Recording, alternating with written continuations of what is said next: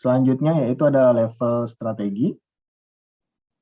Dengan strategi ini yaitu pada dasarnya mempertahankan kapasitas mesin dan tenaga kerja tetap stabil dengan menyesuaikan output produksinya. Strategi ini digunakan untuk menyesuaikan tingkat persediaan yang berfluktuasi dari waktu ke waktu. Inventory digunakan untuk mengantisipasi permintaan di masa depan atau bisa juga pada permasalahan backlog. Nah, strategi ini biasanya efektif digunakan juga untuk menjaga moral karyawan untuk tetap baik. Nah, kelemahan yang terkait dengan strategi ini yaitu persediaannya harus besar. Nah, persediaan yang besar ini bisa jadi menumpuk dan pesanan pelanggan di peak season mungkin bisa tertunda. Strategi ini biasa digunakan saat biaya penyimpanannya relatif lebih rendah.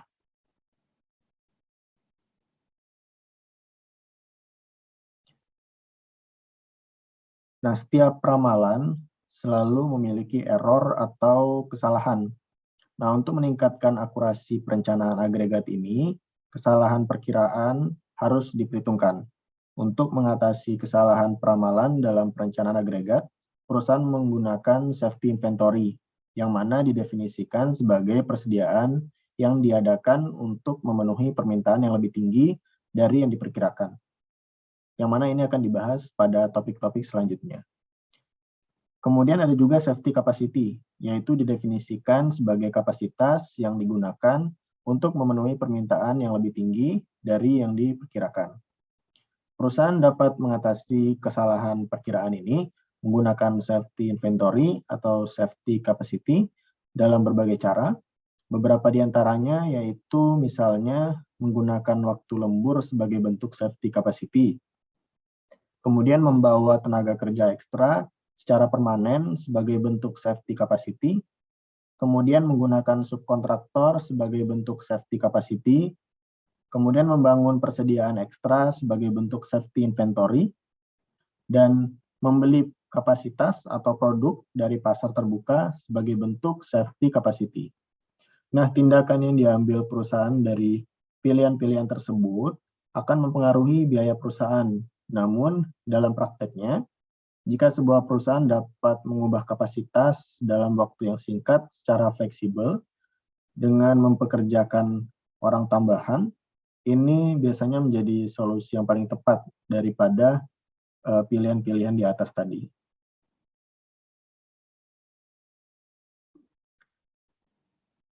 Nah, sedangkan peran IT untuk agregat planning ini yaitu tahapan dalam supply chain di mana teknologi informasi paling sering digunakan. Nah, solusi klasik yang umumnya digunakan untuk merumuskan masalah perencanaan agregat ini biasanya yaitu linear programming untuk mendapatkan jadwal produksi di masing-masing periode waktu. Supply chain planning saat ini sering menggabungkan perencanaan produksi dan perencanaan inventory. Jadwal produksi dan tingkat persediaan ini digunakan untuk menentukan produksi barang yang sebenarnya dan pengaturan tingkat persediaan pada tingkat rantai pasok. Ada sejumlah dimensi di mana teknologi informasi menjadi pilihan dalam perencanaan agregat, yaitu kemampuan dalam menangani masalah yang besar, kemudian kemampuan untuk menangani masalah yang kompleks, baik melalui pengoptimalan non-linear maupun menggunakan programan linear atau linear programming. Kemudian kemampuan untuk berinteraksi secara sistem atau bisa dikatakan terintegrasi secara sistem. Misalnya, production planning dapat terintegrasi dengan inventory planning. Karena permasalahan perencanaan agregat begitu kompleks, sehingga teknologi informasi menjadi solusi salah satunya untuk perusahaan. Perangkat lunak yang biasanya digunakan untuk perusahaan menggunakan teknologi informasi dalam agregat planning ini, contohnya adalah SAP atau Oracle.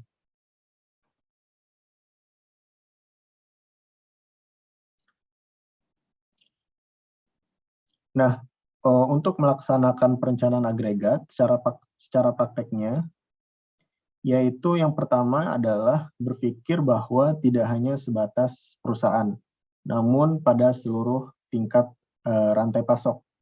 Kebanyakan perencanaan agregat hanya mengambil perusahaan sebagai cakupannya. Namun banyak faktor di luar perusahaan yang dapat mempengaruhi agregat planning yang optimal.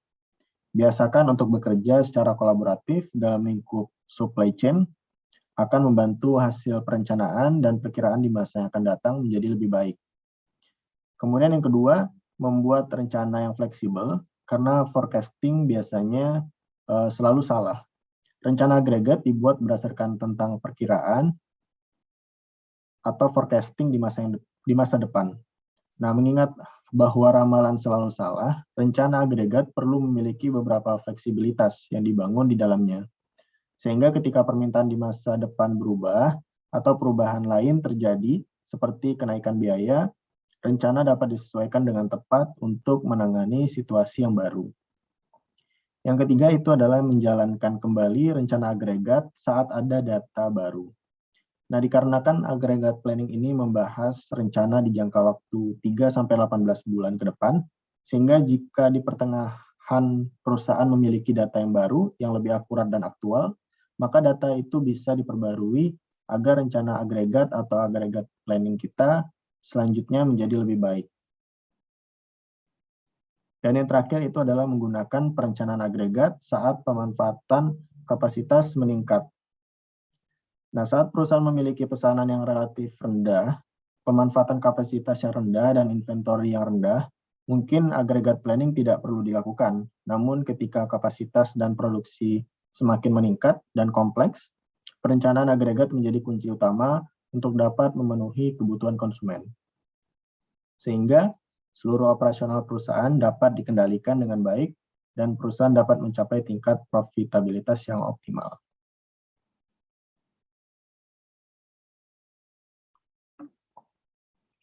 Adapun ringkasan topik kita kali ini, yaitu yang pertama, lakukan perencanaan agregat untuk menghasilkan keputusan yang paling baik. Yaitu perencanaan agregat paling baik digunakan untuk menentukan kapasitas, produksi, dan keputusan inventory untuk setiap periode waktu selama rentang 3-18 bulan. Nah, sangat penting untuk melakukan pembentukan perencanaan agregat ketika kapasitas terbatas dan waktu tunggunya lama. Yang kedua yaitu adalah pahami pentingnya perencanaan agregat sebagai termasuk dalam aktivitas rantai pasok. Nah, perencanaan agregat memiliki dampak signifikan pada kinerja rantai pasok karena akan melibatkan semua mitra perusahaan. Rencana agregat yang disiapkan oleh suatu perusahaan tanpa mempertimbangkan keputusan pada tingkat rantai pasok menjadi tidak terlalu berguna karena tidak memperhitungkan semua kebutuhan atau memperhitungkan masalah-masalah dari mitra-mitra perusahaan. Yang ketiga itu memberikan informasi yang dibutuhkan secara rinci untuk menghasilkan rencana agregat yang baik. Untuk membuat rencana agregat, seorang perencana membutuhkan perkiraan permintaan, biaya dan informasi produksi, serta kendala-kendala pasokan. Nah, data produksi dan biaya terdiri dari tingkat kapasitas yang diperlukan, biaya produksi, biaya penyimpanan produk, biaya persediaan produk, dan batasan apapun yang menghambat operasional pada faktor-faktor ini. Dan selanjutnya yaitu berikan analisa trade-off yang perlu dipertimbangkan saat membuat rencana agregat. Nah, analisa trade-off ini yaitu perusahaan harus menyeimbangkan antara biaya kapasitas, biaya inventory, dan biaya lainnya untuk memaksimalkan profitabilitas perusahaan. Kemudian meningkatkan salah satu biaya bisa memungkinkan dapat menurunkan faktor-faktor biaya lainnya, sehingga dapat memberikan keuntungan yang maksimal kepada perusahaan. Baik, sekian penjelasan dari saya mengenai topik kali ini, agregat planning in a supply chain, dan sampai bertemu di topik selanjutnya.